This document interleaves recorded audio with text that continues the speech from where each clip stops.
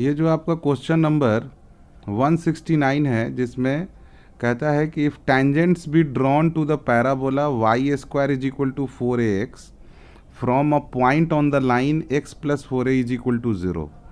तो जब आप इसको सॉल्व करेंगे ना, तो आपका जो एंगल बनेगा कॉर्ड ऑफ कांटेक्ट, जब आप खींचेंगे, जैसे आपने दो टेंजेंट खींच दिया इस पे, तो x is equal to 4a, x is equal to a जो है वो तो डायरेक्ट्रिक्स हो गया, तो x is equal to 4a उसके और लेफ्ट साइड में होगा। तो वहाँ पे हमने एक टेंजेंट खींचा, तो जो कॉर्ड ऑफ कांटेक्ट है वो इसके वर्टेक्स पे क्या एंगल बना रहा है, इसके बारे में वो पूछ रहा है। तो जब हम इसे सॉल्व करेंगे ना, तो हमारा जो एंगल बनेगा वर्टेक्स पे आफ्टर सॉल्यूशन, हमें पता चलता है कि वो होगा 90 डिग्री। वर्टेक्स पे कितना डिग्री का एंगल बनेगा? 90 डिग्री। तो ऑप्शन कौन सा सही हुआ? ऑप्शन सही हुआ B. Question number 170, equation of the polar at x1 y1 parabola का पूछ रहा है, ठीक है। जो है ना वो यही होगा, लेकिन वहां पे क्या होता है ना कि जब आप खींचते हैं पैराबोला, तो यहाँ पे जैसे तो दो पॉइंट यहाँ पे कट गए और ये हो गया आपका पॉइंट पी, तो ये पोल पी कहलाता है। और जितने भी पॉइंट ऑफ इंटरसेक्शन होने वाले हैं, जैसे कि हम टेंजेंट खींचते जा रहे हैं, वो पॉइंट ऑफ इंटरसेक्शन होते जा रहे हैं, टेंजेंट खींचते जा रहे हैं, तो उन सब का जब लोकस होता है तो वो एक स्ट्रेट लाइन होता है जिसको हम कहते हैं पोल, सॉरी पोलर। और ये पॉइंट पी जो कि इसका एक्सटेंडेड होता है, कॉर्ड ऑफ कांटेक्ट का एक्सटेंडेड पोर्शन पे पी x1 y1 होता है, तो इसको कहते हैं पोल और वो हो जाता है पोलर। तो यहाँ पर P जो है वो x1 y1 है और इस केस में आपको पूछ रहा है, तो आपको लगभग इक्वेशन जो है ना वो देखने में एक ही जैसा लगेगा, लेकिन आपको डिफरेंस समझना पड़ेगा कि x1 y1 का पोजिशनिंग के अकॉर्डिंग और डेफिनेशन के अकॉर्डिंग ये सब अलग अलग होते जा रहे हैं। तो y into Y one is equal to 2a into X plus x1। तो याद करने में आपको फायदा क्या है कि टेंजेंट का इक्वेशन भी ऐसा ही दिख रहा था, नहीं, पोलर का इक्वेशन भी ऐसा ही दिख रहा है, कॉर्ड ऑफ कांटेक्ट का भी यही दिख रहा है, तो आपको इस पे डाउट नहीं होना चाहिए, सबका इक्वेशन एक ही है, बस उसमें x1 y1 का पोजीशनिंग अलग अलग। ठीक उसी तरह से कहता है the equation X square plus 4xy plus 4y square minus 3x minus 6y minus 4 is equal to 0 represents. तो देखिए ये क्या है, आपका एक स्टैंडर्ड इक्वेशन है। आप इसको कंपेयर कीजिए जनरल इक्वेशन से। जनरल इक्वेशन क्या होता था? ax square plus by square plus 2hxy plus 2gx plus 2fy plus c this is equal to 0। तो असल में हमको निकालना होता है h square minus A B, और यही देखना पड़ता है कि ये क्या है, या फिर A B minus H square ऐसा निकालते हैं। तो आप खुद देख लीजिए कि यहां पर ध्यान से देखिएगा 2hxy, तो आपको 2h का वैल्यू क्या दिख रहा है? 2h का वैल्यू दिख रहा है 4, तो h का वैल्यू क्या हो जाएगा? 2। तो इसमें कंफ्यूज नहीं करना है, 2h का वैल्यू है 4, तो h का वैल्यू हो गया 2। अब जरा a और b का भी मान देख लीजिए, a का मान क्या है 1 और b का मान है 4। देखिए यहाँ पे एक्स स्क्वायर का कोफिशिएंट a होता है, तो a का मान 1 है, b का मान 4 है, तो a इंटू बी यानी कि 1 इंटू 4 और माइनस h का मान आया है 2, 2 का square this is equal to, तो 4 माइनस 4 इज इक्वल टू 0। तो देखिए आप याद ही कर लीजिए, अगर A B minus H square 0 हो गया तो पैराबोला होगा, याद रखिए। अगर A B minus H square, ठीक है, ग्रेटर देन 0 हो गया तो क्या हो जाएगा? इलिप्स हो जाएगा। और A B minus H square less than 0 हो गया तो क्या हो गया? हाइपरबोला हो जाएगा। ठीक है, ये बात समझ रहे हैं ना? तो आप इसको नोट कर लीजिएगा, ये पैराबोला, ये इलिप्स और ये हाइपरबोला। लेस देन 0 यानी निगेटिव आ गया इसका वैल्यू तो हाइपरबोला, पॉजिटिव आ गया तो इलिप्स, और पी आ गया तो। अब इसी में स्पेशल केस होता है कि यही सेकेंड डिग्री का इक्वेशन एक सर्किल को कब रिप्रेजेंट करेगा? तो ए और बी बराबर होने चाहिए, यानी कि एक्स स्क्वायर और वाई स्क्वायर का कोफिशिएंट इक्वल होना चाहिए, और जो एक्स वाई वाला टर्म है जिसका कोफिशिएंट 2h आपको दिख रहा है वो नहीं होना चाहिए। अगर किसी भी सेकेंड डिग्री इक्वेशन में आपको अगर एक्स वाई का टर्म दिख रहा है तब तो वो सर्किल तो नहीं होगा, इसकी गारंटी है। ठीक है, 171 में क्या होगा? पैराबोला हो जाएगा। ठीक है, 171 पैराबोला हो।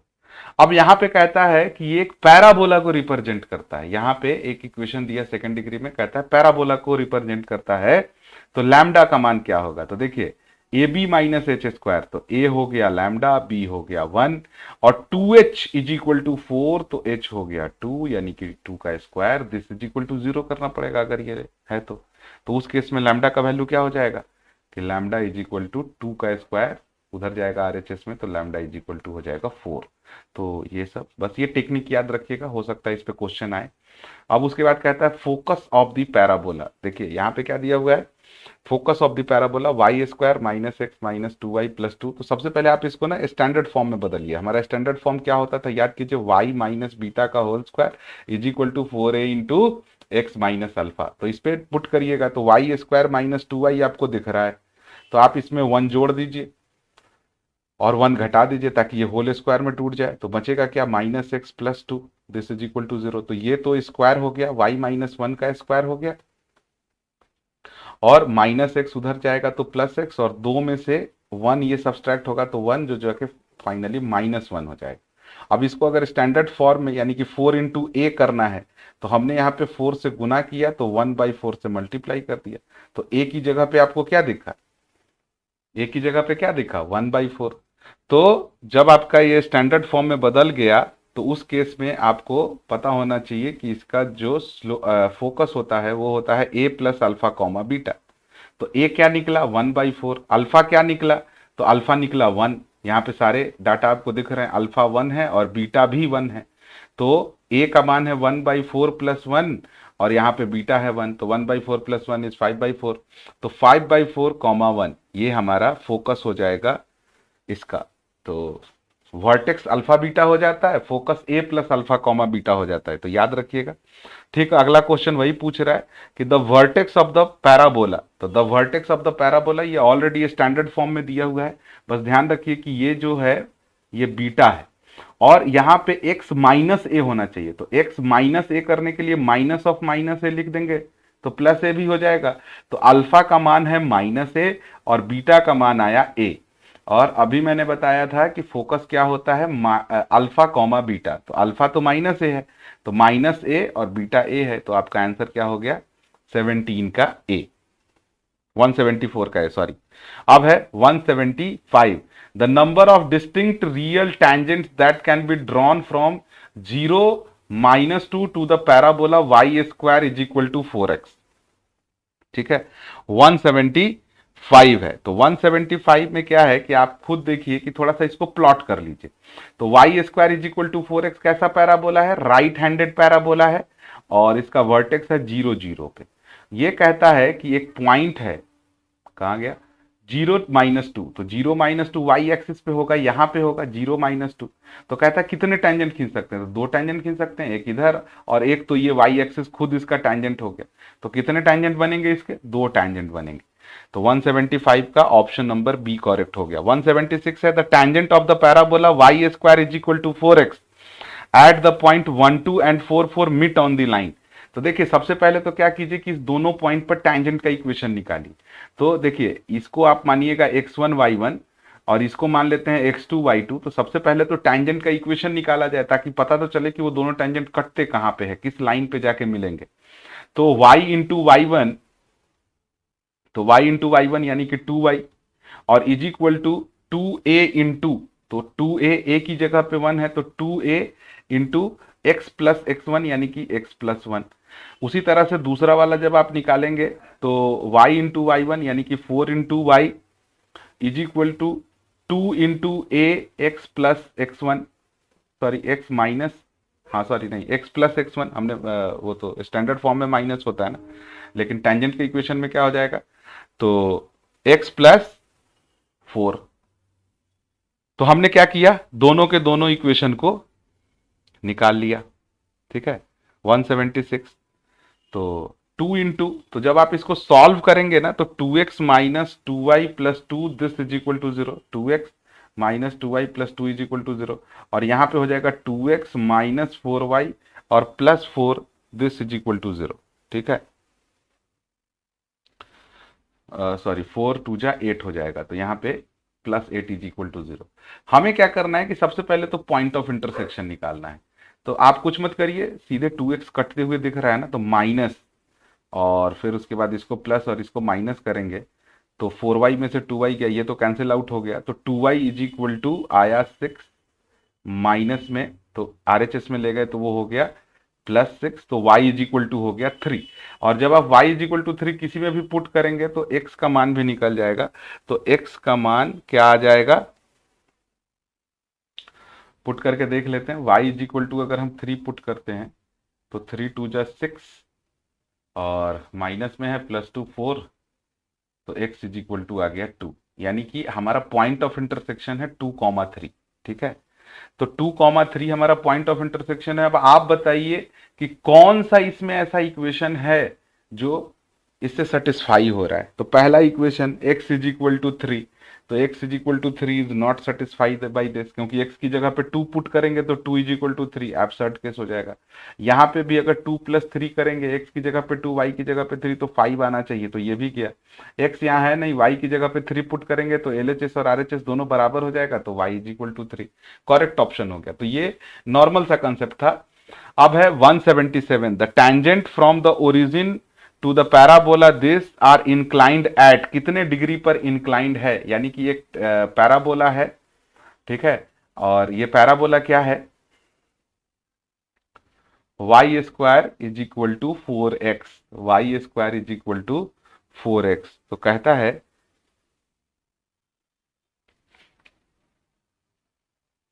177, सॉरी ये तो 178 पढ़ दिया मैंने, 177, if two tangents drawn from the alpha beta the to the parabola y square is equal to 4x be such that the slope of one tangent is double the another। ठीक है, तो 177 जो है ये आपको क्या करना पड़ेगा, सॉल्व करना पड़ेगा। ठीक है, तो यहां पर जब आप इसको सॉल्व करेंगे, पहला का स्लोप अगर m लेंगे तो दूसरे का स्लोप 2m हो जाएगा, और उसके बाद हम एक टैंजेंट का इक्वेशन मान के, और वहां से जब हम उसको इक्वेशन में पुट करेंगे, क्योंकि पॉइंट ऑफ कॉन्टेक्ट तो दोनों का होगा, तो जब हम उसे सॉल्व करेंगे तो अल्फा और बीटा में एक रिलेशन आएगा, तो alpha is equal to 2/9 beta square आएगा। ठीक है, इस तरह के और भी क्वेश्चंस हैं, तो कॉन्सेप्ट ठीक है इसका। The tangent from the origin to the parabola y square plus 4 is equal to 4x। तो सबसे पहले तो इसको स्टैंडर्ड फॉर्म में बदलिए, y square is equal to 4x minus 4 कर दीजिएगा, तो 4 इंटू एक्स माइनस 1 हो गया। तो देखिए बीटा तो 0 है, यानी कि पैराबोला जो है आपका वो कहां पर है, तो ये सही फोटो है, यानी कि इसका वर्टेक्स हो गया अल्फा बीटा, यानी कि 10 पे। यहां से कहता है कि टैंजेंट एक खींचा गया है जो ओरिजिन से होके जाता है, तो आपको बताना है कि क्या इंक्लाइनेशन है, कितने डिग्री पे इंक्लाइन है। ठीक है, तो यहां पर जो है ना ये दो टैंजेंट खींचे जाएंगे, तो इनके बीच का एंगल निकालना है। तो आप कुछ मत करिए, दोनों टैंजेंट निकाल लीजिए और दोनों का स्लोप निकालिए। ठीक है, दोनों का स्लोप निकाल लीजिए, तो y square plus 4 is equal to 4x। तो टेंजेंट जो है वो ओरिजिन से पास करता है, तो मान लीजिए कि अगर y is equal to M x plus C अगर लाइन है तो c तो 0 हो जाएगा, क्योंकि ये दोनों का दोनों लाइन 0 से होके जाता है। तो y is equal to M x क्या हो गया, टैंजेंट हो गया। तो यहां पर अगर एक का स्लोप m1 मान ले, दूसरे का स्लोप m2 मान ले, तो y is equal to m1x,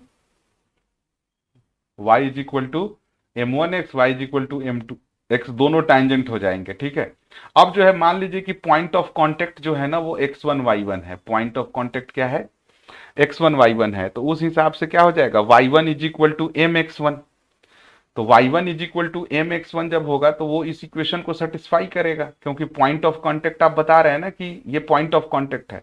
तो आप y is equal to mx1 को इसमें पुट करके सॉल्व कीजिएगा, और चूंकि इसके दो टैंजेंट एग्जिस्ट करते हैं तो इसका जो सॉल्व करने के बाद x में एक क्वाड्रेटिक इक्वेशन आएगा, उस क्वाड्रेटिक इक्वेशन का डिस्क्रिमिनेंट इज इक्वल टू 0 होना चाहिए, यानी कि b square minus 4ac this is equal to 0 होना चाहिए। क्यों होना चाहिए ऐसा, क्योंकि इसके दोनों टैंजेंट हैं और ये दोनों रियल टैंजेंट हैं। ठीक ना, और पॉइंट ऑफ कांटेक्ट जो है वो x1 y1 के अकॉर्डिंग सेटिस्फाई हो रहा है, तो डिस्क्रिमिनेंट 0 होगा, तो वहां से आपको m का मान निकल के आएगा +-1। ठीक है, +-1 निकल के आएगा, यानी कि अगर m1 को हमने 1 मान लिया और तो m2 क्या हो जाएगा, -1। तो आप अगर m1 इंटू m2 कर रहे हैं तो क्या दिखेगा, m1 into m2 is equal to -1। तो product of this slope is equal to -1, then they are perpendicular to each other. तो इसका मतलब क्या हुआ कि दोनों के दोनों स्लोप एक दूसरे पर कितने डिग्री पर इंक्लाइन थे, तो 90 डिग्री पे इंक्लाइन थे। ठीक है। अब है 179, the equation of the common tangent to the parabola. तो देखिए एक जो है हमारा y square is equal to 4ax, ये है राइट हैंडेड पैराबोला, और ये है हमारा x square is equal to 4ay, तो ये है हमारा अपवर्ड पैराबोला। तो दोनों पैराबोला का जो कॉमन टेंजेंट होगा वो आपको निकालना है 179। तो आप कुछ मत कीजिए, पहला वाला जो आपका पैराबोला है ना, ये सब क्वेश्चन 12th में भी किया हुआ है, y square is equal to 4ax। ठीक है। तो हम अभी एक पिछले क्वेश्चन में भी देखे थे, याद भी होना चाहिए, जो नॉर्मल फॉर्म होता है तो टेंजेंट का y is equal to M x plus C का मान क्या होना चाहिए, a बाई एम। तो ये हमारा टेंजेंट का इक्वेशन होता है। तो मान लीजिए कि ये क्या है, हमारा टेंजेंट है किसका, पहले वाले पैराबोला का। तो अब है क्या कि अगर ये टच करता है, अगर ये लाइन जो है दोनों के लिए है, तो ये दूसरे वाले इक्वेशन को भी तो टच करेगा, x square is equal to 4ay। ठीक है। तो यहां पर क्या हो जाएगा, तो x square is equal to 4a into m x plus a by m. हमने क्या किया, इस इक्वेशन को दूसरे में पुट कर दिया, y की जगह पे m x plus a by m, ये इसका टेंजेंट माना। अगर ये दोनों का कॉमन टेंजेंट है तो वो उसको भी सेटिस्फाई करेगा। तो इसका टेंजेंट तो ये होता है, इसका ये टेंजेंट होता है, हमने ऐसा पढ़ा है कि y square is equal to 4ax का टेंजेंट कैसा होता है, y is equal to M x plus a by m का। तो ये तो दूसरे टाइप का हो गया ना, ये तो राइट हैंडेड है, ये अपवर्ड है। तो हमने क्या किया, इसको पुट कर दिया। जब हम पुट करेंगे इसमें तो ये एक एक्स में इक्वेशन आ जाएगा क्वाड्रेटिक। ठीक है। तो एक्स में इक्वेशन आएगा, आप सॉल्व कीजिएगा, तो फाइनली आपको क्या करना है कि बी स्क्वायर माइनस 4ac को जीरो करना है। जो इक्वेशन आएगा वो हो जाएगा m x square minus 4a m square x minus 4a square is equal to 0। यहां बटा का जोड़ करके जब आप उधर भेजेंगे ना तो फाइनली यही आएगा। और इसका डिस्क्रिमिनांट यानी कि बी स्क्वायर माइनस 4ac को होना पड़ेगा 0। तो बी स्क्वायर यानी कि 4am स्क्वायर जो है इसका होल स्क्वायर माइनस 4ac, तो 4 into M into 4a square. जब आप इसको फाइनली सॉल्व करेंगे तो आपका m का मान आ जाएगा -1। m का मान क्या आ जाएगा, -1। आप सॉल्व करके देखिएगा, मैंने सॉल्व किया हुआ है। ठीक है। तो जब m का मान -1 आ जाएगा, वो दिए हुए टेंजेंट में पुट कर दीजिए, तो y is equal to minus x minus A. तो इसको इधर, क्योंकि m की जगह पे -1 पुट करना है, तो जब उसको एलएचएस में खींच के लाएंगे, दोनों आरएचएस में माइनस में है, तो क्या हो जाएगा, x plus y plus a is equal to 0। तो 179 का ए आंसर सही होगा। तो मैंने जितना भी बोला है आप इसको स्किप मत करिए। अगर मैं बोलता हूं कि आप इसको करके देखिए तो आपको सिर्फ कैलकुलेशन करना है, उसके बाद ना वो क्वेश्चन आपको हमेशा के लिए याद भी हो जाएगा कि आप भूलेंगे नहीं, क्योंकि आपने उसका कैलकुलेशन करके निकाला हुआ है। ठीक उसी तरह से 180 नंबर, तो x is equal to 80 square और y इज इक्वल टू 280। तो y इसका जो नॉर्मल होता है वो होता है y plus t x is equal to 280 plus 80 cube. ठीक है। ठीक है। तो टी डैश का हमें मान निकालना है, तो y plus t x is equal to 280 plus 80 cube. अब आप कहते हैं कि ये किससे पास कर रहा है, क्यू टी डैश से, यानी कि टी डैश इसको सेटिस्फाई करेगा। ठीक है। यानी कि x is equal to a t dash का स्क्वायर और y is equal to 2a t dash. तो ये इसको सेटिस्फाई करेगा। तो आप क्या कीजिए, इसमें पुट कर दीजिए 280 प्लस 80 क्यूब वाले में। तो ये क्या हो जाएगा, जब आप इसको फाइनली सॉल्व करेंगे तो ये क्या हो जाएगा, 280 डैश प्लस 80 डैश का क्यूब इज इक्वल टू, जहां जहां x है वहां x पुट कर दीजिए 80x। और फाइनली जब आप उसको सॉल्व करेंगे तो आपको t और t डैश में रिलेशन मिलेगा, t dash is equal to -2/t minus t. ठीक है। तो ये फाइनली आपका क्या हो जाएगा, अगर आप इसको ध्यान से देखिए तो क्या हो जाएगा, -t और -2/t। तो आपका कौन सा ऑप्शन सही हुआ, आपका सही हुआ option number b. Option number b सही होगा आफ्टर कैलकुलेशन। देखिए इसमें थोड़ा सा ना कैलकुलेटिव तो है, मैंने करना तो पड़ेगा। अब कहता है the locus of a point from which tangent to the parabola are at right angle. तो देखिए ये एक थ्योरम है, अगर टेंजेंट का पैराबोला कहीं पे जा जाके राइट एंगल बना रहा है, जैसे अभी एंगल निकालने की बात हुई थी, यहाँ पे पैराबोला आप खींचते जा रहे हैं और यहाँ पे 90 डिग्री बनते जा रहा है, तो उन सारे पॉइंट का अगर आप लोकस निकालेंगे ना तो वो एक स्ट्रेट लाइन होगा, लेकिन हमेशा नहीं, सिर्फ राइट एंगल के केस में। अगर राइट एंगल है तो वो होगा स्ट्रेट लाइन। राइट एंगल के अलावा कोई भी एंगल, जैसे आप चाहते हैं कि उन सारे पॉइंट का लोकस निकालिए जो 30 डिग्री का एंगल बनाते हैं, पॉइंट ऑफ इंटरसेक्शन है जहां पे, वहां पे 30 डिग्री का एंगल बनाते हैं, तो वो हो जाएगा हाइपरबोला। ठीक है, वो क्या हो जाएगा, वो हाइपरबोला होगा, और उसका भी लोकस वही होगा जो आपके पैराबोला का लोकस है।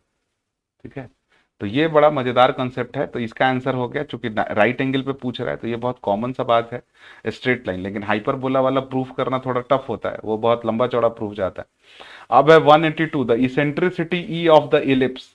तो अब आपको मैं बता दूं कि इसेंट्रिसिटी ई जो होता है ना, वो पैराबोला का होता है 0, इलिप्स का होता है लेस देन 1, और हाइपरबोला का होता है ग्रेटर देन 1। ठीक है, इस तीनों में से कुछ भी पूछ सकता है, इसेंट्रिसिटी निकालने के लिए भी पूछ सकता है। तो आप क्या करेंगे कि इसको याद कर लेंगे, parabola 0, ellipse less than 1, hyperbola greater than 1। तो 82 का क्या हो जाएगा, ए हो जाएगा लेस देन 1। अब है for the ellipse this the eccentricity E is equal to, तो देखिए ई इज इक्वल टू होता है C by A. E is equal to क्या होता है, सी बाई ए, और सी का मान होता है रूट अंडर ए square minus B square. Major axis में से माइनर एक्सिस वाले लेंथ को घटा देते हैं। ठीक है, सॉरी, बाई ए। अब चूंकि अगर आप इस तरह का कोई ऑप्शन नहीं है, सारा का सारा ऑप्शन है रूट के अंदर, तो जब हम ए को रूट के अंदर ले जाएंगे तो ये स्क्वायर हो जाएगा, तो A square minus B square by A square, भाग दे दीजिएगा तो 1 minus B square by A square. अगर ऐसा कोई ऑप्शन है तो ये आपका इसेंट्रिसिटी हो जाएगा। ई इज इक्वल टू होता है सी बाई ए, ये भी याद रखिएगा, उसी से डिराइव करके ये निकला है। तो अगला क्वेश्चन क्या कहता है कि the eccentricity of the ellipse, देखिए 16x स्क्वायर प्लस 20, सबसे पहले तो इसको स्टैंडर्ड फॉर्म में लिखिए, तो 16x square by 400 plus 25y square by 400, और दिस इज, तो देखिए काटने के बाद ये होगा 16 से कटेगा ये 25 बार में, और 25 से कटेगा ये 16 बार में, तो एक्स स्क्वायर बाई 25 यानी कि 5 का स्क्वायर, और प्लस वाई स्क्वायर बाई 16 यानी कि 4 का square, this is equal to 1। तो ए हो गया 5 और बी हो गया 4, ए 5 बी 4। अभी जस्ट ऊपर हमने इलिप्स का लिखा है, तो 1 minus B square by 4 square, तो बी स्क्वायर यानी कि 4 का स्क्वायर और 5 का स्क्वायर, तो बटा का जोड़ करेंगे तो 25 में से 16 गया 9 बटा 25 यानी कि 3/5। तो इसका आंसर क्या हो जाएगा, 3/5। अब है equation of the tangent at the point x1 y1 to the ellipse. अब इक्वेशन ऑफ द टैंजेंट हमने पहले ही बताया था, यहाँ पे भी क्या हो जाएगा, x into x1 by A square plus y into Y one by B square is equal to 1।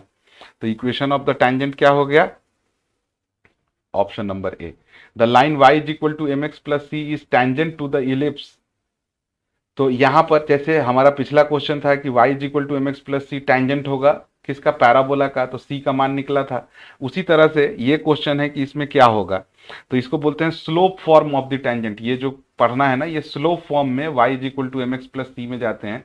तो जब हम इलिप्स के लिए कंडीशन निकालते हैं तो c is equal to root under A square m square plus b square, इसका ये वैल्यू आता है। ठीक है, उसी तरह से है इक्वेशन ऑफ द नॉर्मल, 186 का बी हो गया। 187 है कि equation of the normal at the point x1 y1 to the ellipse. तो इसको याद कर लीजिएगा कि इसका ऑप्शन नंबर ए होगा x minus x1 by x1 by A square is equal to y minus y1 by y1 by B square. तो ये नॉर्मल का इक्वेशन है, और ऊपर जो था वो, इस सबको आप ना एक जगह कॉलेक्ट कर लेंगे तो ज्यादा अच्छा रहेगा, बार बार देखने में रिवीजन होते रहेगा। 188 है equation of the chord of contact to the tangent drawn from x1 y1 to the ellipse. तो सेम टू सेम है, देखिए ये जो है टैंजेंट के जैसा ही इसका इक्वेशन होता है, बस कंसेप्ट क्या है मैंने आपको बता दिया है। पोलर का इक्वेशन भी यही हो जाएगा। ठीक है, x into x1 plus y into Y one by B square, sorry गलत टिक हो गया ना, ये इसमें करना है 188 में। 188 में कौन सा है, x into x1 by A square, नहीं, x into x1 by A square और plus y into Y one by B square, this is equal to 0। तो पोलर का इक्वेशन भी वही होता है, मैंने अभी बताया था। तो पोलर का इक्वेशन भी टेंजेंट के जैसा ही होगा, बस यही होता है कि वहां पे point of contact x1 y1 है और यहाँ पे ये x1 y1 बाहर है, इसीलिए दोनों पॉइंट एक जगह पे नहीं है कि आपका इक्वेशन दोनों सेम कैसे आ गया, ये अलग इक्वेशन है, ये अलग इक्वेशन है, ठीक है। तो अब है इक्वेशन ऑफ द पोलर हो गया ऑप्शन नंबर ए। अब है the pole of the line L x plus M Y plus N is equal to zero, pole निकालना है, ठीक है। तो अगर आप पोल निकालना जानते हैं तो आप निकालिए, ठीक है। पोलर, और पोलर को निकालने के बाद आप पोल निकालिए। पोलर, पोल एक पॉइंट होता है, पोलर एक equation of the straight line होता है, पोलर एक स्ट्रेट लाइन होता है। तो जब आप इसको सॉल्व करके निकालेंगे ना, तो सबसे पहले आप क्या करिए, इसका पोलर का इक्वेशन लिख दीजिए। मैं आपको प्रोसेस बता देता हूँ। X into x one by A square plus y into Y one by B square और this is equal to one. ये क्या है, पोलर का इक्वेशन है। आप कहते हैं कि ये लाइन जो है ये भी पोल, इसका पोलर पोल निकालना है, तो l x plus M y is equal to minus n, दोनों को कंपेयर कर लीजिए। तो एक्स का कोफिशियंट है x one by A square और इसका कोफिशियंट है एल। यहाँ पर इसका कंपेयर कर लीजिएगा y का, तो दोनों सेम ही, सेम स्ट्रेट लाइन को रिप्रेजेंट कर रहा है। तो y one by B square और इसका है m, और इधर हो जाएगा 1 बाई माइनस एन। तो यहाँ से आपको x1 y1 निकालना है, क्योंकि x1 y1 से ही हम पोल निकालते हैं। तो यहाँ पर क्या हो जाएगा, x1 का मान, तो ए स्क्वायर एल, x1 का मान क्या हो जाएगा, a square by A square l, ये नीचे आके गुना हो जाएगा। तो ए स्क्वायर एल जब इधर जाके आप गुना करिएगा तो क्या हो जाएगा, a square l by minus n, यानी कि माइनस, और यहां पर क्या हो जाएगा, एम बी स्क्वायर नीचे आ जाएगा, तो m b square by n. तो इस हिसाब से आप देखिए कि कौन सा ऑप्शन सही है, दोनों का दोनों माइनस होना चाहिए, minus a square l by n और minus B square m by n. तो ये हो गया आपका ऑप्शन नंबर बी। तक करते हैं, ठीक है, बहुत लंबा हो गया वीडियो। तो फिर नेक्स्ट वीडियो में हम लोग सबसे पहले 3D डिस्कस करेंगे और फिर उसके बाद बचा हुआ क्वेश्चन अगर समय मिलता है तो करेंगे, क्योंकि ज़्यादा डेप्थ में जाने की ज़रूरत नहीं है। आप उतना ही करिए जितना में आपका काम अच्छे से हो जाए, और 50 क्वेश्चन टारगेट करना है। कंसेप्ट के लिए तो साल भर 2 साल से पढ़ ही रहे थे हम लोग, 2 साल हो गया ना। तो अभी ज़्यादा डेप्थ में नहीं जाना है, थोड़ा बहुत मैं इसलिए डिस्क्राइब कर देता हूँ ताकि आप उसको एक बार गो थ्रू कर लें। जब आप उसको एक बार गो थ्रू कर लेंगे, यानी कि उसके थ्रू जब आप एक बार सॉल्यूशन तैयार कर लेंगे, तो वो ना छप जाएगा दिमाग में, तो फिर गलत होने का चांस नहीं रहेगा और याद करने में भी दिक्कत नहीं होगी। तो आप ऑप्शन मत याद करिए, आप कंसेप्ट याद करिए, आपका एग्जाम अच्छे से जाएगा। तो इस वीडियो में इतने ही, मिलते हैं हम लोग नेक्स्ट वीडियो में।